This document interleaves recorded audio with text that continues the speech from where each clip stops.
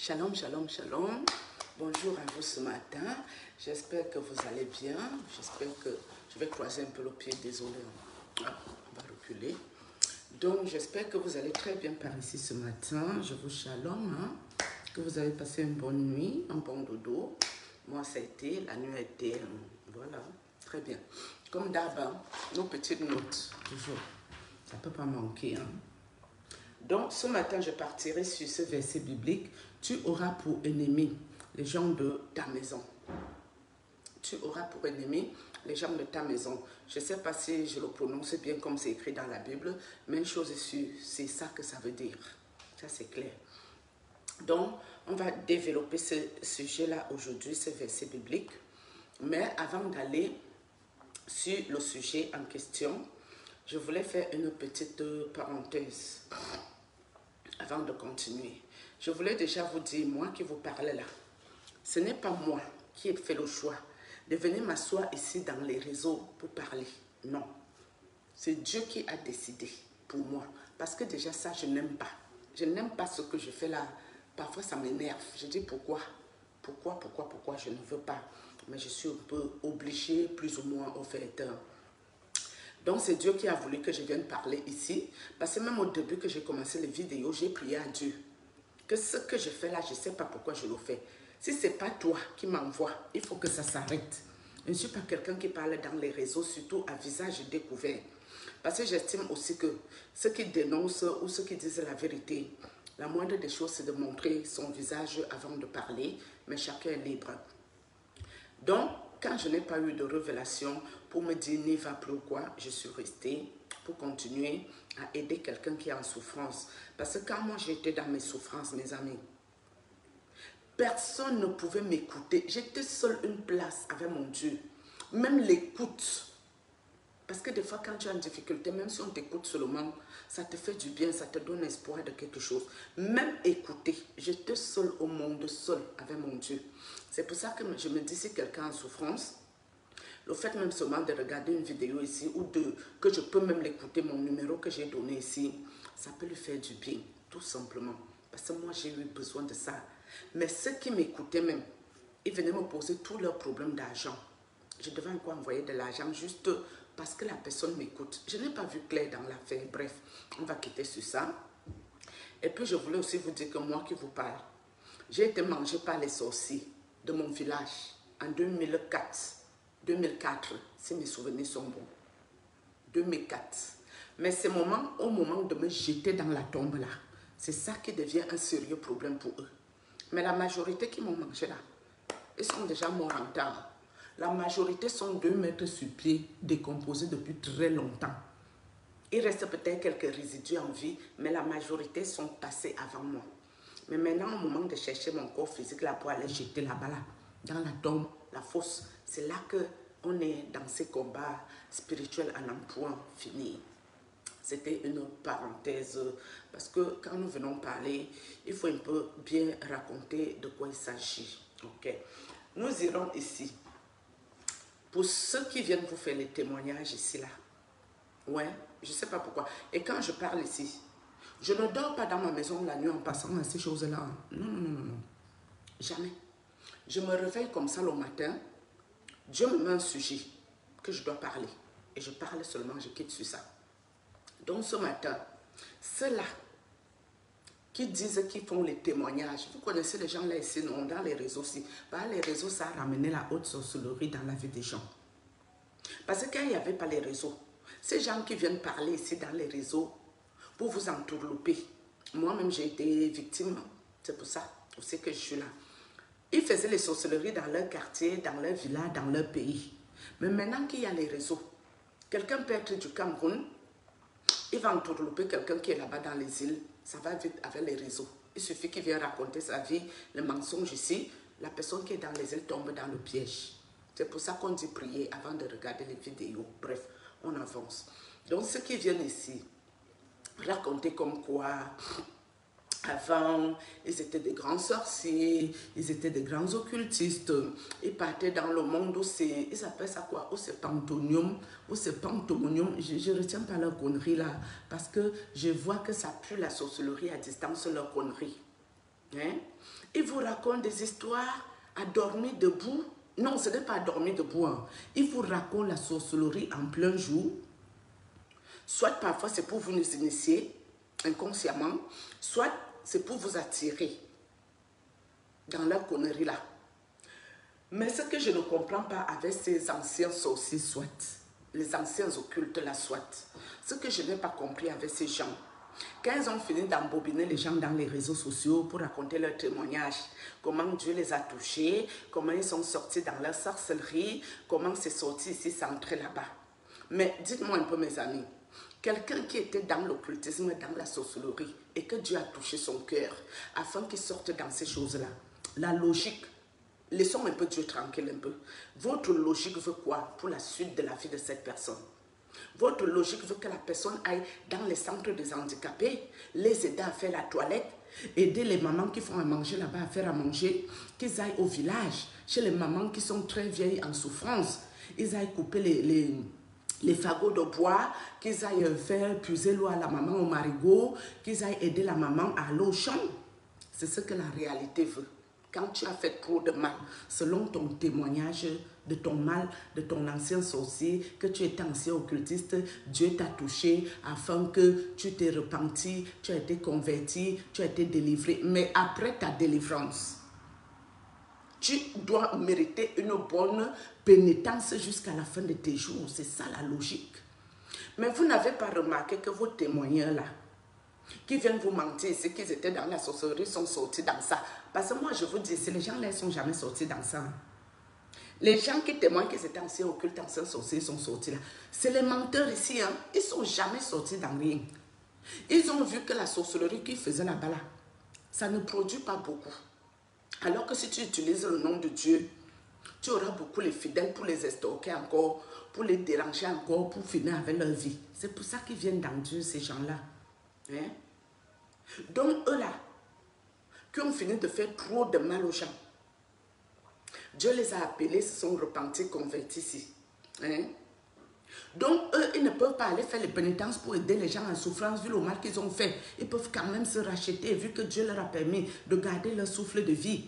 Mais comme par hasard, Dieu les a appelés et les a délivrés après toute leur sorcellerie. Du coup, ces gens-là deviennent clairement des pasteurs. Ils deviennent des prophètes. Ils deviennent des diseurs d'évangile. Ils parlent du christianisme en tant qu'un prophète, un pasteur, un homme de Dieu. Tout ça encore, c'est pour avoir plein de fidèles. Et les fidèles payent la dîme, l'offrande, l'action de grâce. Donc, après avoir fait la sorcellerie où ils vivaient déjà bien là-bas, là, pour détruire vos villas, quand Dieu les a appelés, c'est pour qu'ils continuent toujours la belle vie. Hein. Parce que les pasteurs, là, ils sont à l'aise. Hein. Quand ils viennent vous encore vous escroquer ici en racontant le témoignage, ils sont à l'aise. Et les témoignages des sorciers, il n'y a jamais le début et la fin dedans. C'est comme le film là s'appelle comment? Le feu de l'amour. Le témoignage là, c'est le feu de l'amour. Le téléfilm là, ça ne s'arrête jamais depuis le temps. Moi, je suis en Europe ici depuis bientôt 24 ans. L'affaire là n'est jamais finie. Il y a tous les épisodes sur ça. C'est quelle qualité? Vous-même qui allez devenir membre de ce genre d'église, que le monsieur vous dit qu'il était un sorcier, il s'est repenti. Dieu a touché son cœur. Maintenant, il est clairement devenu pasteur, prophète. Pourquoi il ne devient pas un simple fidèle de l'église, assis au dernier banc dans l'église, qui vient balayer l'église tous les jours, pour que le pasteur qui est là, il ne prie même pas encore pour lui, pour sa pénitence, qu'il balaye beaucoup l'église, il travaille beaucoup pour Dieu, pour tout le mal qu'il a fait. À quel moment il a payé son mal? Dieu l'a appelé, il s'est repenti, il s'est converti, bam, il devient pasteur, prophétesse, prophète, il passe dans toutes les chaînes de télé, raconter sa vie, le témoignage à l'infini, pour vous attirer, oh, tout ça, tout ça. Non, mes amis, vous aussi, mais faites travailler un peu votre cerveau, soyons un peu sérieux. Et vous levez. Vous allez dans l'église de ce genre de spécimens. Moi, je veux dire que les gens là ne sont jamais sortis de la sorcellerie. C'est les menteurs. Ils ont juste changé leur fusil d'épaule que, comme là-bas, là où j'étais là, ça ne produit plus bien. Mieux, je dis que Dieu m'a appelé, il a touché mon cœur pour tout le mal que je faisais là. Il vous raconte la sorcellerie en plein jour et puis il devient votre pasteur. Le pasteur là vous aide comment, en quoi faire? Lui, il a fini même sa repentance, sa conversion quand? Il a fait les pénitences quand pour tout le mal qu'il dit là, qu'il aime les gens, il a détruit les vies, il a enlevé les bébés dans les ventres. Tout le mal que les personnes là vous racontent, ils ont fait la pénitence quand? Ils changeaient juste de trajectoire. Ils quittent dans le monde qu'ils étaient là. Ils viennent à l'église, ils deviennent pasteurs, prophètes, prophétesses, pour que vous veniez encore payer les dîmes, les actions de grâce, pour qu'ils continuent leur sorcellerie sur vous en vous envoûtant et vivre toujours bien. Donc réfléchissez. Réfléchissez avec votre cerveau. Quelqu'un qui vous dit qu'il était un ancien sorcier, n'allez pas dans son église, pardon. Moi, je ne vous dis pas ici que j'ai fait la sorcellerie un jour. Je vous ai dit que je suis victime. Vaut mieux quelqu'un même qui est victime des choses et que Dieu l'aide. Hein? Que quelqu'un qui dit qu'il a enlevé les enfants dans le ventre et partait ignorer les femmes pour voler les toiles.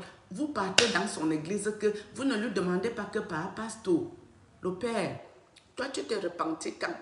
Tu t'es converti quand? Tu as fait la pénitence quand? Pourquoi tu ne te dis pas que tout le mal que j'ai fait aux gens, tout le mal que j'ai offensé l'Esprit Saint, j'ai contristé le Saint-Esprit, j'ai offensé Dieu en faisant tout ce mal. Maintenant, je vais aller aider tous ceux qui sont en souffrance. Je vais aller cultiver le champ de la vieille maman au village. Non! Le Dieu qui les a touchés, c'est le Dieu qui doit continuer la belle vie. Parce qu'elle faisait du mal aux gens, là, ils avaient toujours la belle vie. Hein. Maintenant qu'ils mentent, qu'ils se sont convertis, repentis, ils veulent toujours la belle vie. Bref, je crois que j'ai trop parlé pour cela. Il ne nous intéresse pas trop. Attends. Je vais continuer ici. Les hommes de Dieu, serviteurs de Dieu, les gens spirituels qui perdent leur vie avant l'heure. Donc ça veut dire mort précoce, prématurée, mort brutale, mort avant son temps. Je parle de ce sujet ici. Je suis désolée vraiment, hein. Vous pouvez m'insulter. C'est pas un prophète qui a parlé de ça hier à son église en parlant d'un homme de Dieu, patati patata. Moi, je ne prononce pas le nom des gens ici. Mais vous allez voir, quand quelqu'un est spirituel, quand quelqu'un est pur, quand quelqu'un croit réellement en Dieu, sans déconner, Dieu est un Dieu juste. Dieu n'est pas un Dieu sadique. Dieu n'est pas un Dieu mauvais. D'accord? Dieu n'est pas un Dieu cruel. À quel moment veux-tu que Dieu va donner les brebis à son enfant pour les amener vers lui? Et puis le même Dieu va te prendre ta vie. Toi, le père des brebis, le Dieu là va te prendre ta vie brutalement. Il ne te laisse même pas le temps de te repentir, même de dire Seigneur Jésus, j'ai peut-être commis les péchés aujourd'hui, je te demande pardon. Pap, il prend ta vie. Le Dieu en qui moi je crois là, c'est faux. Ça n'existe pas par prophète. Faux et usage de faux. Donc, tes gens que tu parles dans ton église, tes collègues là, c'est tes fidèles qui sont aveugles. Hein. Je t'aime bien. Hein. Moi, il y a les trucs ici, ils ne veulent pas parler de toi, sur toi. Mais il faut aussi arrêter un peu. Quelqu'un vous dit la vérité en face. Vous ne comprenez pas quoi au fait. Mais vous, moi, ce que je fais ici, ça m'énerve. Parce que je dis parfois à Dieu que Seigneur, pourquoi? Ça là, c'est pourquoi? Moi, je n'ai pas besoin de ça. Je suis dans les internets depuis 2009. 2009. À quel moment, moi, je pouvais prendre ma caméra, poser ça avec mon visage pour parler comme je parle là? Jamais de la vie. C'est Dieu qui veut que je parle ici. Vos pasteurs, vos prophètes, vos femmes, hommes de Dieu, ils vous disent la vérité en face dans l'église. C'est vous qui ne comprenez rien, ou vous refusez de comprendre, ou vous êtes tellement embobiné, envoûté. Je ne comprends pas votre problème. J'ai parlé ici de l'autre du Nigeria, qui est moi à 58 ans, si mes souvenirs sont bons. Et celui qui parlait, il a un mois à quel âge? Le monsieur là est parti jeune, il n'était pas âgé, hein, mais d'une mort brutale. Donc c'est Dieu qui fait ça là. Je vous dis que quelqu'un de spirituel, quelqu'un de pur, quelqu'un qui respecte Dieu, quand tu pars de la terre, tu le sais.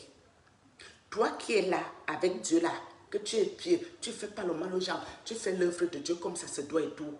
Le jour que tu dois quitter la terre, tu le sais. tu le sais. C'est-à-dire que quand mon grand-père quittait la terre, mon homonyme qui m'a fait, lui-même, il était tombé du palmier très âgé. Il n'est jamais parti jeune. Mais le monsieur savait que c'était la fin. Il savait que c'était fini pour lui là. Il le savait. Quand ma grand-mère est partie, la maman de mon papa, une dame tellement pieuse et gentille, vraiment, j'ai jamais vu quelqu'un de gentil comme ma grand-mère. Hein. Moi, je n'ai jamais vu ça parce que mon grand-père était catéchiste. Le mari de ma grand-mère, donc mon grand-père, le papa de mon papa, il était catéchiste. Et sa femme là, ma grand-mère, elle était pieuse. C'était une femme, moi je n'ai jamais vu une femme comme ça. Si, la grand-mère de ma fille, ma grande fille aussi, elle était un peu dans cette dimension aussi. Quand ma grand-mère partait de la terre, elle a dit adieu à tout le monde. Elle a fait asseoir les gens. Elle a même partagé ses affaires. Parce que c'était quelqu'un de pieux, de spirituel. Elle savait que là, c'est mon temps qui est arrivé. Mais à quel moment vos gens de Dieu là, qui prient tellement à Dieu, ils sont avec Dieu. Parce que les pasteurs et les prophètes, Dieu c'est leur meilleur ami. Ouais. Les gens là, je crois que quand ils sont assis à la maison, Dieu s'assoit seulement à côté d'eux. Oh, Dieu m'a parlé que... Ils ne nous ont jamais dit si Dieu est métis, s'il est noir, s'il est blanc, s'il est indien ou chinois. Ils ne nous ont jamais dit comment Dieu est. Mais, étant donné que Dieu est toujours assis à leur droite ici, en train de toujours leur parler, vous allez toujours entendre Dieu m'a dit que, oh vraiment, quand j'ai rencontré Dieu, Dieu n'a que ça à faire, hein. Il est au ciel là-bas, il n'a que ça à faire de venir parler à ces gens-là. Dieu c'est leur meilleur ami, il vient même s'asseoir à leur maison, il leur dit toujours un tas de choses, il cause avec eux à longueur de journée. Pardon, on ne peut pas quand même s'amuser avec le nom de Dieu n'importe comment. Moi, la seule personne qui me fait peur dans ma vie, c'est mon Dieu en qui je crois. La seule personne qui me fait peur, moi, c'est Dieu qui est au ciel. L'être humain et moi, c'est le respect qui nous lie. À part le respect, il n'y a aucune peur. Je n'ai pas peur de rien et de personne. Moi, j'ai une tête brûlée. Je suis une tête brûlée. Je suis un phénomène. Oh, mais mon Dieu qui me fait peur, c'est le reste là, ce n'est pas mon problème. Donc, si je m'assois ici, que je parle pour Dieu, et que peut-être, comme les gens m'ont dit qu'on va m'attaquer, il faut que je quitte ici et tout, pour faire les vidéos aussi. J'ai dit, mais si on m'attaque ici, qu'on réussit à m'avoir, est-ce que la honte, c'est pour moi? La honte, c'est pour mon Dieu, non? En qui j'ai mis mon espoir, mon espérance. Lui qui me fait m'asseoir ici. Si les gens viennent m'attaquer ici, qu'ils laissent, est-ce que la honte, c'est pour moi? C'est Dieu qui est l'esprit au-dessus de tout esprit. Hein? Et si on m'attaque et laisse, je peux faire quoi? Moi, je ne peux rien faire. Moi, je ne suis là que pour parler pour lui. Et c'est lui qui fait le reste. Même des fois, je m'assois ici. Je ne sais même pas, le sujet n'est pas encore arrivé. Dès que je mets la caméra, le sujet arrive tout seul. Tout seul, je parle ma part, je quitte. D'accord? Donc, je vous disais que les histoires que l'homme de Dieu peut mourir avant le temps, mort précoce, prématurée, brutale et toutes ces choses. Mes amis, je ne crois pas à ça. Moi, par exemple, qui parle, si j'ai 2 trucs dans ma vie que je dois prier sévèrement à Dieu pour arrêter ça. Si je n'arrête pas ça moi-même, ça peut m'emporter. Et si ça m'emporte, est-ce que c'est Dieu qui a fait? Dieu a quoi y voir dedans? Parce que quand vous êtes assis à l'église en train de mentir aux enfants de Dieu, en train de les escroquer, en train de vous moquer d'eux, mais Dieu va vous prendre votre vie, mais brutalement. Dieu ne vous laissera même pas le temps ni de vous repentir, ni de vous convertir, ni de rien. Parce que quand nous venons parler, c'est Dieu qui nous fait parler que repentez-vous, faites attention à ce que vous faites. Mais après, si les gens ne se repentent pas, ils ne veulent rien. Dieu va te prendre rapidement et très vite. Genre, tu vas aller sauf que servir ton maître là-bas. Tout le mal que tu as fait ici aux gens, là-bas là aussi, comme tu n'as même pas le temps de demander pardon à Dieu là, tu vas aller là-bas chez ton maître faire le travaillement. Donc, il faut arrêter de venir mentir aux enfants de Dieu ici, que l'homme de Dieu peut partir brutalement, d'une mort brutale, d'une mort précoce, c'est faux, c'est faux. Moi, je vous dis ici que c'est faux. Jamais. Les gens spirituels, quand ils partent, ils savent que c'est fini pour moi. J'ai eu un père spirituel de mes 18 ans jusqu'en 2018 qu'il est parti. Le papa est parti de la terre à plus de 100 ans. Et à plus de 100 ans, il voyageait. À plus de 100 ans. Mais le père était pieux. Il ne pouvait pas faire du mal à une mouche. Et même quand il partait, il savait que c'était la fin. Lui-même, il savait. Mais c'est quoi ces hommes de Dieu qui meurent à 58 ans, à 60 ans? Arrêtez ça. Vous-même, vous savez qui vous servez. Vous-même, vous savez qu'il n'y a jamais Dieu dans votre affaire. Vous savez, hein, vous connaissez la vérité. Mais comme vous aimez que dès que quelqu'un parle ici, vous venez l'attaquer. Moi, c'est tenter, regretter. Tenter, regretter. Point. Je ne vais pas plus loin. Parce que moi, je ne fais aucun combat. C'est Dieu qui combat pour moi. Moi, je ne combat pas. Quand vous voyez même ma taille sur mon corps, je peux combattre qui? Moi, je peux combattre un maître occulte que je suis qui? Je ne peux pas. C'est Dieu qui fait son travail. Bref, on va avancer, sinon ça va être trop long. Donc, on revient vers le sujet du début. Si tu auras pour ennemi les gens de ta maison, je fais exprès de mettre ça à la fin. Pour ceux qui n'aiment pas trop écouter jusqu'à la fin, là, vous ne saurez pas de quoi je voulais parler. Et de toutes les façons, ce matin, je ne pourrais pas parler de tous ces sujets parce que c'est aussi un sujet à long terme. Il y a beaucoup de dons. Quand mes parents vivaient, mon papa et ma maman, je me faisais toujours attaquer spirituellement. Mais ma maman atténuait les dégâts parce qu'elle partait chercher le prêtre qui venait prier. Ou parfois elle disait reste tranquille, ça va s'arrêter. Et ça s'arrêtait, j'étais tranquille après. Mais je crois que mes parents arrêtaient beaucoup de dégâts par rapport à mes soeurs là et frères. Je n'ai qu'un frère. Donc ma maman et mon papa arrêtaient beaucoup de dégâts qu'ils ne pouvaient pas venir faire de moi ce qu'ils veulent comme ils veulent. Mais quand mon papa est décédé, ma maman est décédée, sachant bien sûr qu'il est écrit dans la Bible, honore ton père et ta mère afin d'avoir les jours longs sur la terre. Donc mes parents, je les ai toujours respectés, toujours m'occuper d'eux, toujours jusqu'à la fin. Donc maintenant, je les avais prévenus à mes parents que ce qui se passe avec vos enfants, qui viennent toujours pour me détruire, quand vous ne serez plus là, ça ne va plus se passer en famille, ça va se passer en public. Et tout le monde va nous connaître avec notre sorcellerie que nous sommes dedans. J'ai dit à mes parents de leur vivant, quand mes parents sont décédés, voilà dans quoi je me retrouve. Parce que nous étions deux que malgré les attaques, on pouvait tout avoir les attaques, mais on ne pouvait pas mourir, on ne pouvait pas perdre notre vie. Déjà mon grand frère, colonel, à l'armée de l'air, pilote de chasse, on a eu sa vie, hein. Ça fait...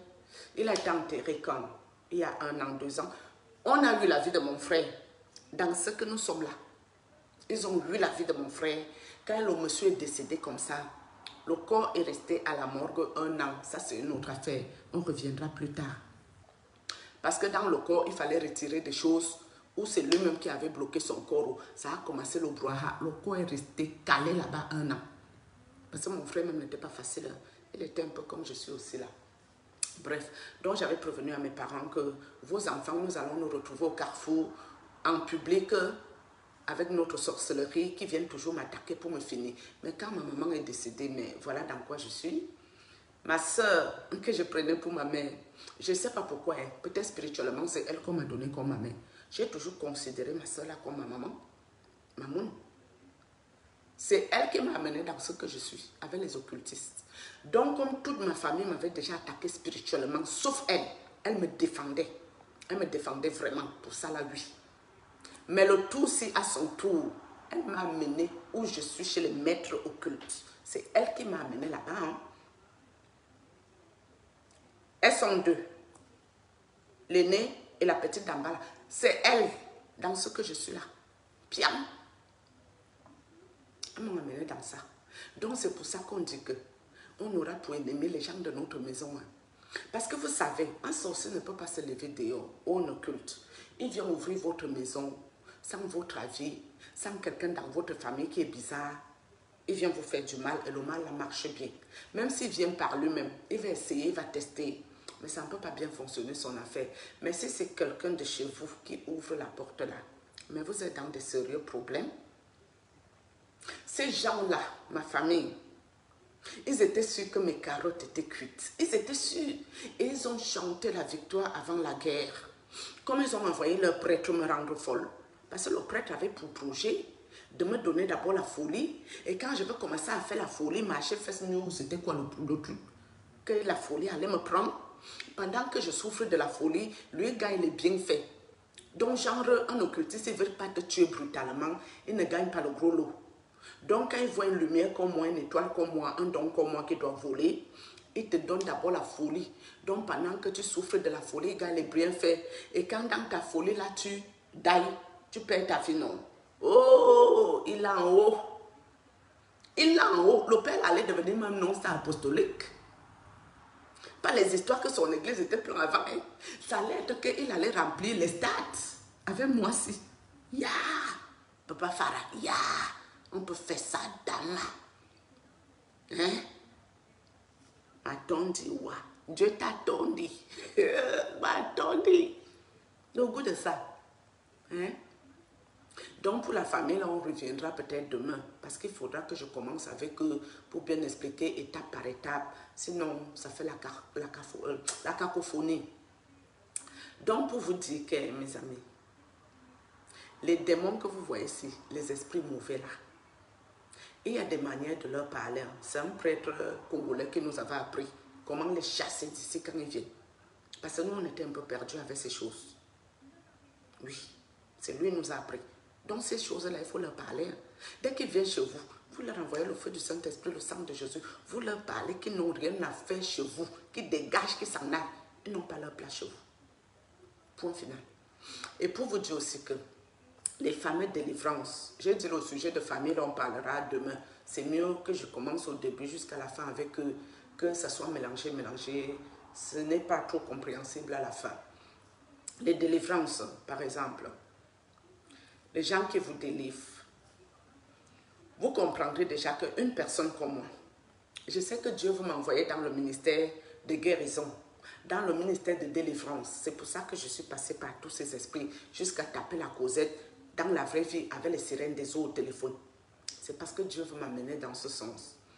Et moi que vous voyez, vous croyez que je peux délivrer quelqu'un en allant dire tu es qui là dans son corps, qui es-tu, présente-toi, et puis l'esprit me parle. Non, sincèrement, la façon que les esprits m'ont pourri moi ma vie, quand je suis au-dessus d'eux, est-ce que j'ai le temps de leur parler? Est-ce que je veux même que ceux qui sont à côté écoutent ce qu'ils ont à dire? C'est leur donner trop d'importance. Ils n'ont rien à dire. Ils se taisent, ils ferment leur clapet, ils quittent le corps de la personne, ils dégagent et s'en vont dans leurs abîmes infernaux en point, 2 traits. Hein? Donc, je vous ai dit que quelqu'un qui veut vous délivrer sérieusement, il ne fera jamais ce spectacle. Pour attirer les foules, les vrais délivreurs là, ils ne font pas ça. Le papa prêtre qui nous a délivrés, lui, il est déjà au-dessus de tous ces gens, hein, tous ces maîtres occultes qui venaient m'attaquer, tous ces faux gens. Le papa là, il a la dimension, le papa blanc. Tu regardes le type là comme ça, tu as peur. Quand il entrait chez moi avec les esprits qui faisaient gardiennage sur ma porte à l'entrée, dès qu'il arrive, il te voit faire out. Moi, je vois le geste, parce que moi-même, je ne suis pas facile. J'ai dit yes. Il a chassé celui-ci. Donc, le papa là n'a pas le temps de faire le spectacle, de faire le cinéma, de crier dans les oreilles des gens. Il n'a pas ce temps-là. Non. Il a une prière posée. Hein? Ça s'appelle la prière silencieuse. Il prie posément. Des fois, il fait comme s'il somnole un peu alors qu'il ne somnole jamais. Il prie. Et même quand il vient prier à côté pour les dégager ses conneries, mais c'est d'une voix douce, apaisante. Vous croyez que le papa, si, qui est au-dessus de toutes ces conneries, il a le temps de dire tu es qui là-dedans?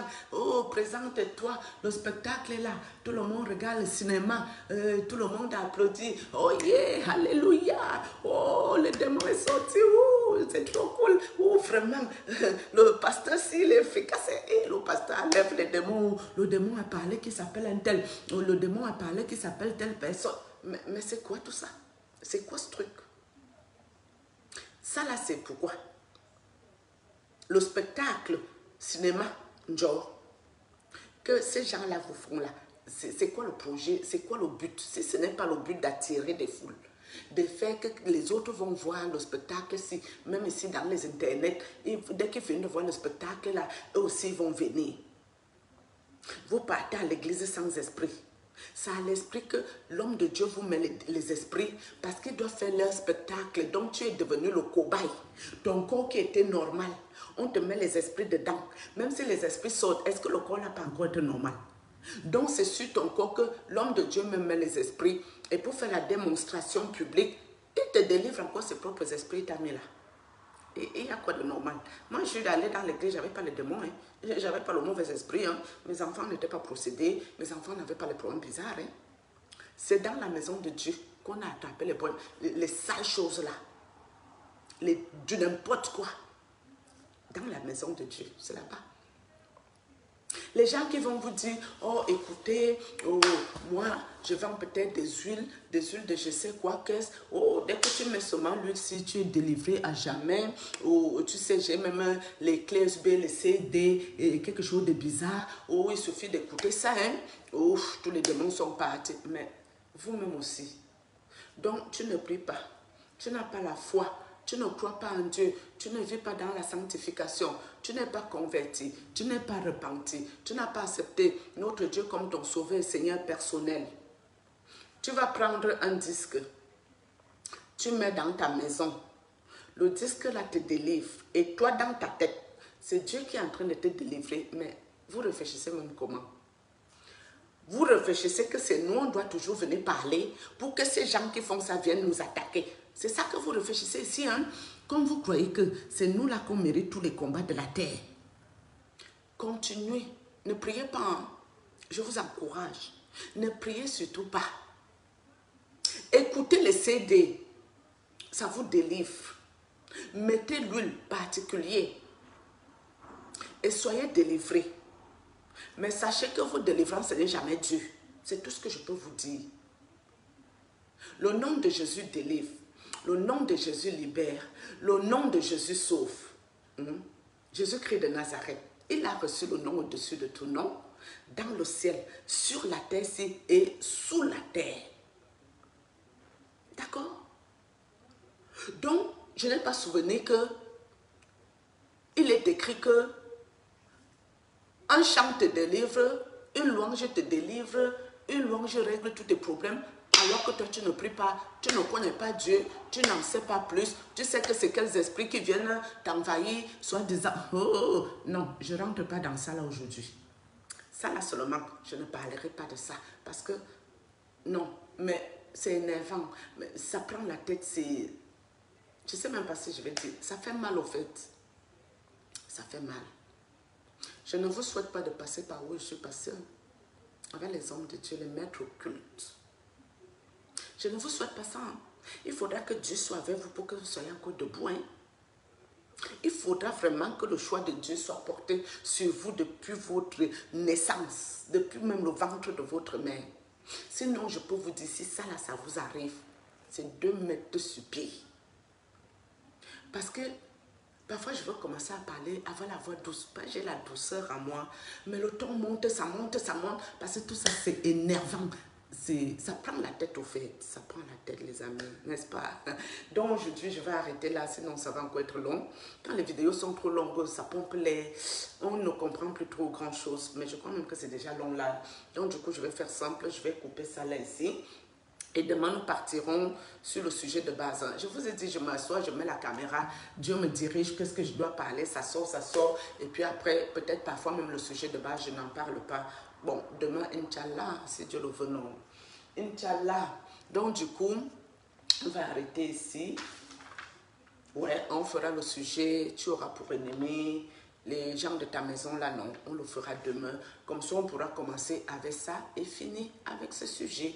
C'est un sujet très, très instructif, très, très intéressant. C'est un sujet qui va vous édifier, qui va vous aider. Parce que je sais que je ne suis pas quand même la seule qui a ce genre d'histoire-là dans sa vie. Donc, du coup, voilà quoi. Du coup, je vais vous dire shalom, non. Bye.